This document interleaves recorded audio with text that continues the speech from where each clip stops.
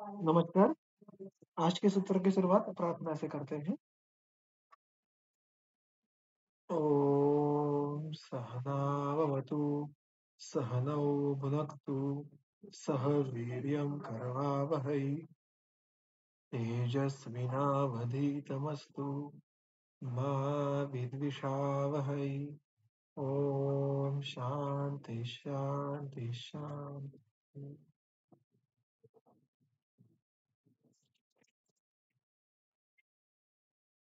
हमने इसके पहले के सत्र में जो धारणीय वेग है, चरक संहिता सूत्रासन अध्याय क्रमांक 7 में सूत्र क्रमांक 26 से लेकर उनका वर्णन है, उनको देखना प्रारंभ किया था। और इसमें जो कुछ अधारणीय वेगों से भिन्नत्व था, उसके बारे में भी देखा था कि कैसे अधारणीय वेगों का उत्पत्ति में हमारे नियंत्रण के परे होती है। हम उसका नियंत्रण नहीं कर पाएंगे कि क्षुधा निद्रा ये उत्पन्न ही ना हो ऐसे, किंतु धारणीय वेगों में जो आगे सारे वेग आते हैं, उनकी अनुत्पत्ति ये बिल्कुल हमारे हाथ में है। और वही हमने देखा था कि मुख्यत्वे जब हमने मानस वेगों के बारे में या जो अशस्त्र मनोकर्म है उनके बारे में हम देख रहे थे, जो लोभ शोक भय क्रोध आदि है, कि उनका धारण करना, इसका अर्थ क्या होता है? तो उसका धारण करना यानी उनकी उत्पत्ति ही ना होने देना, ऐसा होता है। और जब ये सारे भाव उत्पन्न हो और वो उत्पन्न होने के बाद उनका भय या शोक ऐसे अन्य कारणों से अगर धारण करे, तो वो प्रकृति स्वास्थ्य के लिए हितकर नहीं है। यही बात हमने देखी थी। अतः उस सूत्र में सूत्र क्रमांक 27 में बुद्धिमान शब्द आया था, जो अष्टांग हृदय में हमें संहिता में वहां पे जितेंद्रिय इस शब्द से उन्होंने वहां पे उसका अनुवर्तन किया है। और उस पे सेंस से आता है कि जिन व्यक्तियों ने इंद्रियों को जीत लिया है, ऐसे व्यक्तियों से इन प्रकार के मानस वेगों की अनुत्पत्ति होना संभव है। और अतः हमने ये बात देखी थी कि इन वेगों की अनुत्पत्ति के लिए जितेंद्रिय होना ये आवश्यक है। और जितेंद्रिय होने के लिए, इंद्रियों पे जय प्राप्त करने के लिए योग का अभ्यास, योग शास्त्र का अध्ययन और उसका व्यवहार करना जैसे आवश्यक है, वैसे चरक संहिता में जो उपाय दिया है वो है सद्वृत्त। आगे के अध्याय में अध्याय क्रमांक 8 में सद्वृत्त का प्रयोजन क्या कहा है? तो आरोग्य और इंद्रिय जय, ये दोनों उसके प्रयोजन कहे गए हैं। तो इस प्रकार एक बहुत ही सुंदर सूत्र यहाँ पे, सूत्र यानी एक बहुत ही सुंदर यहाँ पे एक प्रवाह फ्लो बनता है कि सद्वृत्त पालन, उससे जितेंद्रियत्व, जितेंद्रियत्व के बाद फिर जो धारणीय वेग है उनका धारण करना। और इस प्रकार धारणीय वेगों को धारण करने से प्राप्त क्या होता है? तो जो हमने देखा था सूत्र क्रमांक 30, ठीक, और सूत्र क्रमांक 26, इन दोनों में इसकी अर्थ आते हैं वहां पे कि प्रेत्यच इह च, दोनों जो अभी का जन्म है और जो इसके बाद जन्मांतर जो भी हमें गति मिलने वाली है, वहां पर भी हितकर उसके उपयोग होना, ये हमें प्राप्त होता है। हमने ये बात देखी थी कि जो अधारणीय वेग है, उनसे जो उनके धारण से जो भी दोष प्राप्त होने वाले हैं और उनके धारण ना करने से जो भी स्वास्थ्य का अनुवर्तन होने वाला है, ये सारे इस जन्म की बातें हैं। किंतु धारणीय वेगों का धारण करने से जो भी हित स्वरूप फल प्राप्त होने वाला है, वो ना ही केवल इस जन्म में, बल्कि आगे के जन्मों में भी उसका हमें फल, अच्छा फल प्राप्त होने वाला है। तो ये सारा जो प्रस्तावना थी, उसके बारे में ये हमने देखी। ये मुख्यत्वे सूत्र क्रमांक 26 और 27 के बारे में थी। और सूत्र क्रमांक 27, 28, 29 इसमें क्रमशः धारणीय वेगों में भी जो अशस्त्र मन कर्म, अशस्त्र वचन कर्म और अशस्त्र देह कर्म, इनका वर्णन क्रमशः आया है। उनमें से हमने जो अशस्त्र, जो अहितकारक ऐसे मानस वेग है, उनका वर्णन 27 क्रमांक के सूत्र में आया है। हम आगे के सूत्र को देखते हैं। परुषस्य अतिमात्रस्य सूचकस्य अनृतस्य च वाक्यस्य अकालयुक्तस्य धारयेत् वेगम उत्थितम। देखिए यहाँ पे अब वाक्यस्य, ये यहाँ पे इसका नाम है इस वाक्य में, और वाक्यस्य के बाकी सारे विशेषण हैं। वो कौन कौन से हैं? परुष, अतिमात्र, सूचक, अनृत, अकालयुक्त। और इस प्रकार से वचन के द्वारा जो भी वेग उत्पन्न होने वाला है, उनका धारण कीजिएगा, ऐसा स्पष्ट अर्थ इस सूत्र का है। यानी आपको इनमें से किसी भी प्रकार के वचन की, वाक्य की, यानी बात करने की वेग आ जाए कि अभी मुझे किसी को पुरुष वचन कहने हैं, मुझे बहुत अधिक बात करनी है। देखिए, इस किसी भी कर्म के पहले बुद्धि का कार्य होता है। पहले बुद्धि और फिर कर्म, ऐसा क्रम हमें देखने के लिए मिलता है। और इसलिए प्रयत्न के इच्छा, प्रयत्न, कर्म, ये क्रम ये हमें देखने के लिए मिलता है कि मुझे हाथ उठाने की इच्छा होना, फिर उसके लिए प्रयत्न शुरू होना और फिर वो प्रयत्न घटना। ये एक प्रायिक क्रम हम सोच सकते हैं। अब यहाँ पे जब मन में ऐसी इच्छा उत्पन्न हो कि मुझे बहुत बात करनी है, वो बहुत ही क्षण भर होती है। बहुत बार हम उसके बारे में अवेयर, कॉन्शियस भी नहीं होते। किंतु यही तो बात यहाँ पे महत्वपूर्ण है कि उस वेग के बारे में हमें सबसे पहले अवेयर होना पड़ेगा कि भाई अब मैं ऐसे-ऐसे पुरुष वचन कहने के लिए जाऊँगा या ये मैं जो बात कहने के लिए जाऊँगा वो अकाल युक्त है और वो सब समझे तो ग्रंथों का वचन है कि उस बात को मत कीजिएगा। देखिए, वो इसके सबके अर्थ क्या-क्या है? तो परुष, परुष का अर्थ क्या है? चक्रपाणि ने प्रायः अर्थ दिए हुए हैं।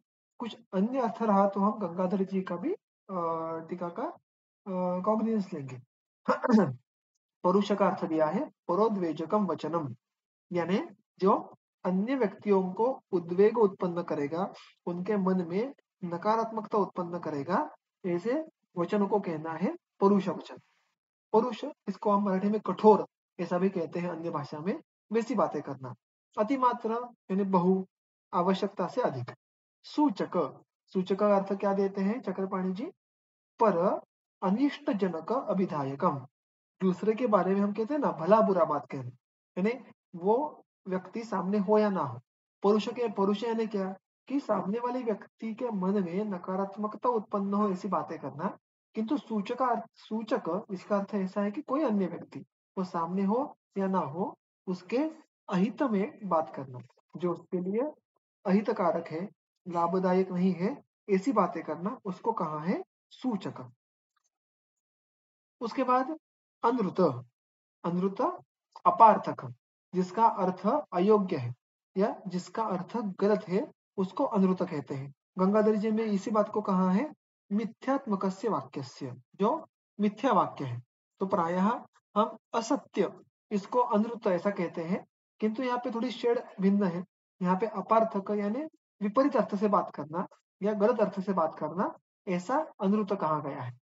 वाक्यस्य अकालयुक्तस्य, अकालयुक्तस्य यहाँ पे वो कहते हैं अप्रस्ताव आगतम, अप्रस्ताव आगतम, आगतम का अर्थ है आना, प्रस्ताव, प्रस्ताव इसका अर्थ हम हिंदी मराठी में थोड़ा अलग लेते हैं। प्रस्ताव का मूल अर्थ जो संस्कृत में लिया जाता है वो है संधि या अवसर या अपॉर्चुनिटी।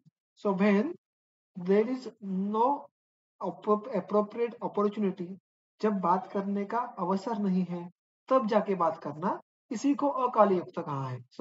जहाँ पे वो बात करने का अवसर नहीं है, रेलेवेंस नहीं है, आवश्यकता नहीं है, वहां पे वो बात करना उसको कहेंगे अकालयुक्त। ये सारी बातें करने का अगर विचार मन में आए तो ये बातें करने से वाक प्रवृत्ति को रोकना, इसको कहेंगे हम इस वाचन कर्मों का धारण करना। ये हो गए अशस्त वचन कर्म। और इसके आगे जो आते हैं वो है अशस्त देह कर्म। देह प्रवृत्ति ही या काचित विद्यते परपीडया स्त्री भोगस्तेय हिंसात्याह तस्या वेगान विधारयेत। या अब देखो इस सूत्र में भी या देह प्रवृत्ति ही, जो देह प्रवृत्ति, काचित जो भी, तो काचित का अर्थ है कि जो भी देह प्रवृत्ति, शरीर के द्वारा जो भी कार्य घटने हैं वो विद्यते पर पीड़या, उसके पीछे अगर साधन के तौर पे या उसके पीछे का उद्देश्य ये पर पीड़ा हो, पर पीड़ा यानी अन्य व्यक्ति को पीड़ा उत्पन्न होने की क्षमता जिस देह प्रवृत्ति में है, उसको यहाँ पे पर पीड़ात्मक कहा है। वो सारे देह प्रवृत्ति, वो सारे देह के कार्य ये धारिणी वेगों में आते हैं, यानी हमारे द्वारा दूसरे को पीड़ा हो ऐसा कोई भी कर्म ये धारण योग्य है, यानी वो ना करने लायक है। और उसके साथ साथ त्रिभोग, स्त्री, यहाँ पे स्त्री भोग उन्हें समास क्या है, स्त्री भोग, पेय, हिंसा इत्यादि। स्त्री भोग यहाँ पे स्पष्ट रूप से चक्रपाणी जी कहते हैं पर स्त्री भोग, यानी जो हमारी धर्मपत्नी नहीं होगी वो छोड़ के अन्य स्त्रियों से संभोग करना, इसको पर स्त्री भोग ऐसा कहा गया है। उसके आगे स्तेय, स्तेय का सीधे भाषा में अर्थ है चोरी करना। पर द्रव्य ग्रहणम, जो वस्तु दूसरे की है उसको उसके वो स्वीकृत करना, वो आपको अप्राप्य होने के कारण भी उसको स्वीकृत करना, इसको स्तेय कहते हैं, चोरी कहेंगे इसको। हिंसा, हिंसा का बहुत सुंदर टीका यहाँ पे दी है, विधि रहिता प्राणी पीड़। तो देखिए हिंसा के बारे में बहुत सारे चर्चा, बहुत सारे कॉन्ट्रोवर्सीज हम बार बार पढ़ते सुनते बात करते आते हैं। हिंसा का यहाँ पे जो विवरण हमारे ग्रंथों में आता है, मुख्यतः चरक संहिता में जगह जगह पर इसका बहुत सुंदर वर्णन टीकाकारों में दिया है कि हिंसा का अर्थ क्या होता है। हिंसा विधि रहिता प्राणी पीड़ा। देखो प्राणी पीड़ा या जब हम जीने वाले हैं या जब हम हमारे जीवन व्यतीत करने वाले हैं तो हमें अन्न आहार की आवश्यकता होती है, अन्य भी कुछ मूलभूत आवश्यकताएं होती है, और उनको पूरा करने के लिए प्रकृति में निसर्ग में जो भी अन्य जीव जंतु है उनको हानि पहुंचना ये अत्यावश्यक हो जाता है। उसके बिना जीवन व्यतीत करना ये असंभव है। आपको आहार आयुर्वेद में और भारतीय शास्त्रों में मुख्यत्वे, आयुर्वेद में ऐसा नहीं कहूंगा मैं स्पष्ट रूप से, लेकिन भारतीय शास्त्रों में हमें प्रायः ये विभाग देखने के लिए मिलता है, और टीकाकारों ने ये बात को उद्धृत किया है कि अंतश्चेतन और अंत बहिश्चेतन ऐसे दो जीवों के प्रकार कहे हैं, यानी जिनमें चेतना ये इतनी अच्छे से अभिव्यक्त नहीं होती वो है अंतश्चेतन यानी पेड़ पौधे, और बाकी जो एनिमल किंगडम है उसको अंत बहिश्चेतन ऐसा हम क्रूडली कह सकते हैं। अब बिना अंतःचेतन पेड़ पौधों के सरवाइव करना, जीना, आहार सेवन करना यह असंभव है। एक एक समय आप वेगन हो सकते हैं, किंतु जो वनस्पतियों के विरहित आहार सेवन का विचार करना असंभव है। अब अगर वो अंतःचेतन है तो उनको संवेदना होगी, सुख संवेदना होगी, दुख संवेदना होगी, तो हम उनको तोड़ेंगे काटेंगे तो दुख संवेदना तो होगी, यानी वो भी एक प्रकार की पीड़ा हुई। तो वैसे देखने के लिए जाए तो इन दैट कॉन्टेक्स्ट हिंसा becomes mandatory, हिंसा becomes an inseparable part of our life। और वैसा होने के बाद अगर यहाँ पे हम उसको धारणजन्य वेग में देखें तो ये कैसे सही प्रकार से हम इसके बारे में सोच सकते हैं। तो इसीलिए चक्रपाणी जी की टीका बहुत सुंदर है, वो कहते हैं विधि रहित था प्राणी पीड़, यानी मुख्यत्वे यहाँ पे वो कहते हैं कि प्राणी, यहाँ पे उन्होंने वनस्पतियों का उल्लेख नहीं किया है, उसका भी अनुवर्तन कैसे करना है वो देखेंगे, उसका उसका अनुवर्तन ये इसके विशेषण में आता है। विधि रहिता, विधि को छोड़ के जो प्राणी पीड़ा की जाती है उसको हिंसा कहना है। अब यहाँ पे सारा जो अर्थ समेटा है, समाया है वो है विधि इस शब्द में। अब विधि का अर्थ क्या है, अब विधि का अर्थ हम प्राय देखते हैं कि पद्धति, मेथड, इस प्रकार से। अब यहाँ पे पद्धति मेथड यानी क्या, अब इसी हिंसा के संकल्पना को और इसी विधि, इसके पीछे के सोच को अगर विस्तार से समझना है तो इसके आगे के अध्याय में चरक सूत्रस्थान अध्याय क्रमांक 8 में जो सूत्र क्रमांक 29 है उसमें वहां पे सूत्र आता है ब्रह्मचर्य, ज्ञान, दान, मैत्री, कारुण्य, हर्ष, उपेक्षा, प्रशम परश्च स्यादिति। सद्वृत्त का जो एक आखिरी का संदेश है उसमें वो कहते हैं कि मैत्री भाव रखना चाहिए। और मैत्री का अर्थ क्या कहा है कि मैत्री का अर्थ है कि सर्वभूतेषु आत्मनि इव अप्रतिकूला प्रवृत्ति ही। देखिए मैत्री का अर्थ आयुर्वेद में या संस्कृत में फ्रेंडशिप ऐसे नहीं लिया जाता। मैत्री का अर्थ है सर्वभूतेषु, सारे जो भूत, इसका शब्दशः अर्थ है कि जो एग्जिस्ट करते हैं, लेकिन हम उसका भूत दया ऐसा शब्द का उपयोग करते हैं, तो जो भी चेतना अभिव्यक्त करने वाले सेंद्रिय है, ऐसे सारे जीवित होने वाले प्राणी मात्र, उनको हम भूत कहते हैं। तो सर्वभूतेषु आत्मनि इव अप्रतिकूला प्रवृत्ति ही, सारे प्राणी मात्रों के प्रति जो आपके लिए प्रतिकूल है उस प्रवृत्ति को टालना। जो व्यवहार आप स्वयं के लिए नहीं करेंगे क्योंकि आपको स्वयं को पीड़ा देगा, वही व्यवहार दूसरे के प्रति भी नहीं करना है। और जो व्यवहार आप स्वयं के प्रति करेंगे, जो आपको स्वयं को सुख देता है, उसी प्रकार का व्यवहार ये अन्य भूतों यानी प्राणी मात्रों से करना, इसको कहते हैं मैत्री। जो सेंस आत्मवत सततम पश्चेत अपि कीट पिपीलिका, इसमें कुछ हद तक आता है अष्टांग हृदय में। तो this is the truly idealistic thought, isn't it? और इसमें इमीडिएटली जो चक्रपाणी जी प्रश्न उपस्थित करते हैं कि ननु मैत्रीपरः स्यात् इति विरुद्धम एतत्। एक जगह पे आप कह रहे हैं कि मैत्रीपर हो जाओ, और आगे चलकर आप क्या कह रहे हो कि शास्त्रकारों ने ही दिग्ध विद्ध स्वयं आदि मांस परित्यागेन वयस्थत्वादि गुणयुक्तानां मृगादीनां सद्यस्क मांसम सेव्यत्वेन उपदिशन् साक्षात मैत्री विरुद्धम हिंसामेव आह। मैं अभी शब्दशः टीका का अर्थ नहीं कहूंगा, उसका सेंस क्या है कि शास्त्रकारों ने स्वयं, जो स्वयं मृत प्राणी है या किसी जख्म से मर गया है उसका उसका मांस, ये मांस सेवन के लिए लेने का निषेध करके, जो वयस्थ है यानी तो उसके तरुणावस्था में है और जिसको अभी अभी आपने मारा है, उसी को मांस सेवन करने का निर्देश किया है। तो एक जगह पे सारे प्राणी मात्रों के प्रति एक समान बुद्धि रखना, और दूसरी जगह पे जब मांस सेवन की अपेक्षा हो तो उसको जिसका वय अभी वयस्क यानी बुढ़ापा है, उसका जो लाइफ एक्सपेक्टेंसी है वो काफी हद तक बाकी है, ऐसा होने के बावजूद उसको मारना, स्वयं मृत ना होने देना, to kill is what expected to consume proper meat. तो these are exact, this seems to be exactly contradictory. तो यहाँ पे फिर हिंसा और मैत्री, ये जो विपरीत भाव है वो एक साथ कैसे आए?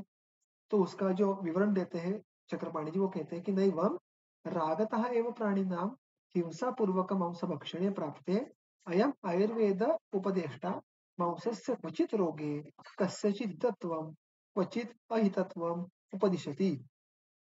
यानी इनका अर्थ कहना है कि देखिए, हम हमारा जो प्रयोजन है, आयुर्वेद का प्रयोजन क्या है? तो धातु साम्य क्रिया। तो जो मनुष्य मात्र है उनमें धातु साम्य क्रिया करना, ये हमारा प्रयोजन है, वो हमारा धर्म है। और वो धर्म हमें पालन करने के लिए अगर किसी साधना का उपयोग करना है तो उसके लिए वो हमें क्षम्य होगा। तो इसलिए वो विधि के पीछे जो, इसलिए आपने बहुत बार जिस सूत्र के बारे में सुना होगा या जिस वक्तव्य के बारे में सुना है कि अहिंसा परमो धर्म, उसका आगे का जो शेष चरण क्या होता है? धर्म हिंसा तथैव च। तो अहिंसा ये परम धर्म बिल्कुल है, जो अभी हमने धारणी वेगों में देखा था। किंतु धर्म हिंसा तथैव च, उसके साथ साथ धर्म के लिए हिंसा करना ये भी परम धर्म है। यानी क्या? यानी इसका अर्थ है कि धर्म का अर्थ हमारे यहाँ पे रिलीजन, ऐसा हमारी संस्कृति में कभी नहीं किया गया। आप जिस भूमिका से समाज में, समाज के सर्व घटकों के लिए कार्य कर रहे हैं, उसके लिए जो आपको आवश्यक है वो कार्य करने के लिए उसको धर्म कहा है। जैसे वैद्य के परिप्रेक्ष्य में हमारा कार्य है रुग्णों का धातु साम्य प्रस्थापित करना, और उसके लिए जो जो आवश्यक है वो सब करना, ये हमारी धर्म की व्याख्या में बैठता है। और अगर उतने के लिए हमने हिंसा की तो वो हमारे लिए, वैद्य के लिए विधिवत है। और अगर उस विधिवत पालन करने के बाद जो हिंसा करेंगे उसको हिंसा, ये पाप कर्म नहीं होगा, हिंसा ये धारण वेग नहीं होगा, वो धर्म ही होगा। तो हिंसा becomes हिंसा when it is done out of अधर्म। हिंसा is told हिंसा when it is done not in a विधिवत मैनर। बट हिंसा ये पाप कर्म तब नहीं होता जब हम उसको धर्म के लिए करते हैं, जब हम उसको विधि पूर्वक करते हैं। अतः यहाँ पे ये जो एक बहुत ही सुंदर वर्णन है, इसका कुछ हद तक अन्य जगहों पे भी टीका में आपको विवरण मिलेगा, किंतु मुझे लगता है कि इसका इतना विस्तार काफी है, क्योंकि ये हिंसा नामक संकल्पना यहाँ पे इस अध्याय में आई थी। तो हिंसा इस प्रकार से विधि रहित प्राणी पीड़ा, ये अर्थ यहाँ पे अपेक्षित है। आदि ग्रहणार्थ, देखिए जो ऊपर भी था, अ, जो अशस्त्र वचन कर्म थे, उनमें भी उन्होंने कुछ विशेषण दिए थे, किंतु वो विशेषण छोड़ के बाकी कोई भी उसमें प्रकार के अशस्त्र वचन नहीं है क्या? ऐसा नहीं है। तो यहाँ पर भी उन्होंने ऊपर आदि इस अव्यय का उपयोग नहीं किया है, किंतु हमें उसका जो अर्थ है वो समझ के लेना है। नीचे उन्होंने आदि इस अव्यय का उपयोग किया है, और वो कहते हैं कि देखिए, जो प्रायः सर्वाधिक धारण करने योग्य वेग है उनका हम उल्लेख यहाँ पे करेंगे, किंतु वो उतने ही है ऐसा नहीं है। वो वेग समझकर हमको ये बात जान के लेनी है कि इस प्रकार के जो अन्य भी धारणीय वेग होते हैं, जो इस प्रकार के अधर्म करेंगे, इस जन्म में या अन्य जन्म में वो दुष्कर्म कहलाएंगे, और उस दुष्कर्मों के जो अहितवाचक फल है वो हम प्राप्त हो सकते हैं, वो सारे धारणीय वेग है। अतः ये जो अशस्त्र देह कर्म है सूत्र क्रमांक 29 में, उसमें आदि का अर्थ से क्या क्या लेना है? तो चक्रपाणी जी कहते हैं आदि ग्रहणात गुर्वादि अभिमुख पाद प्रसारणादि गृह्यते। गुरुवादी यानी जो ज्येष्ठ व्यक्ति है, जो आदरणीय व्यक्ति है, गुरु देव इत्यादि जो भी पूजनीय है, उनके उनके तरफ हमारे पैर फैला के बैठना इत्यादि, ऐसे बहुत सारे। अभी देखिए इन सारे अशस्त्र देह कर्म, अशस्त्र वचन कर्म, इन सारों का विस्तृत वर्णन करना ये आयुर्वेद का मुख्य विषय नहीं है, क्योंकि आयुर्वेद ये स्वस्थ वृत्त, ये मुख्यतः स्वस्थ वृत्त पालन का जो अधिकरण है वो इस जन्म में धातु सम्य रहना ये है।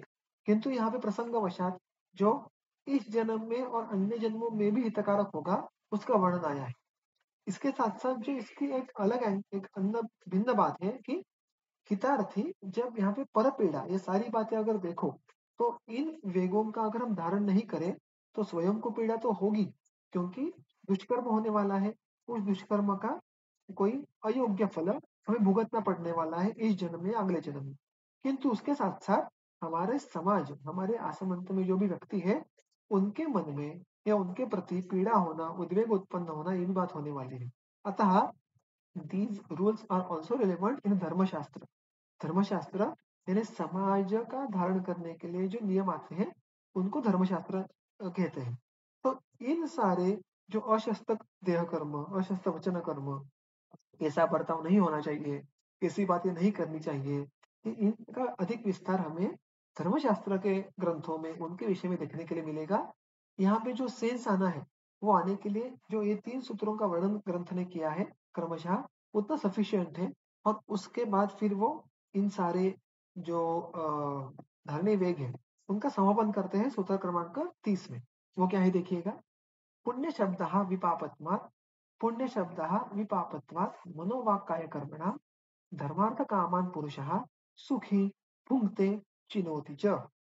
अब देखिए बहुत ही सुंदर सूत्र है।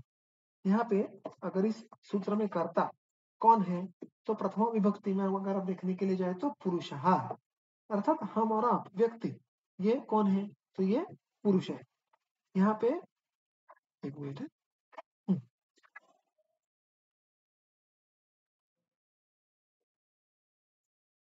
यहाँ पर पुण्य शब्द और सुखी ये दोनों पुरुष के विशेषण है।